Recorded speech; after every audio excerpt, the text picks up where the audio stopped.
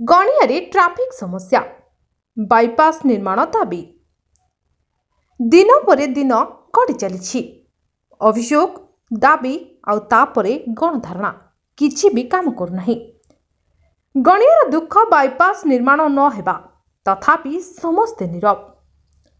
बयानबाजी बाहास्फोट मारिबारे समस्ते उस्ताद, किंतु किपरि गणियार एही दुख दूर हेबो से संपर्क रे केही भी चेष्टा करूनाहांती।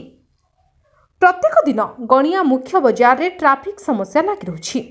गणिया बजार दे भुवनेश्वर, कटक, फुलबाणी एवं नयागढ़ को रास्ता संजोग थिबारु प्रतिदिन शह शह बड़ बड़ मालबाही ट्रक, हाइवा एवं यात्रीवाही बस यातायात करुछंती। गणिया बजार मुख्य रास्ता बुलाणी अत्यंत संकीर्ण थिबारु अनेक समय दुर्घटना लगी रही।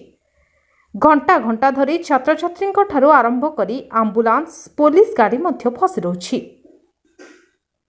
गणिया चौबंग छक ठारू एक बाईपास निर्माण पई दीर्घ दिन हेब दाबी होई आसुथिले मध्य दाबी दाबी रे रही जाइछि। प्रशासनिक अधिकारी माने निज निजर स्वार्थ हासिल में व्यस्त थिबा बेले जनसाधारण स्वार्थ एठारे बळी पड़ी जाइछि। तेबे तुरंत बाईपास निर्माण कार्य त्वरान्वित न कले आगामी दिन में गणिया रे एक बड़ धरणर आंदोलन मुंड टेकिबो एथिरे संदेह नाही। आपण मानकर स्नेह, श्रद्धा एवं भल पाइबा को पाथेय करी मणिभद्रा खबर यूट्यूब, फेसबुक एवं पोर्टाल ले तार सफलता बजाय रखिछि। एहाको आहुरी लोकप्रिय करने को ई पेपर शुभारंभ मध्य करा जायछि।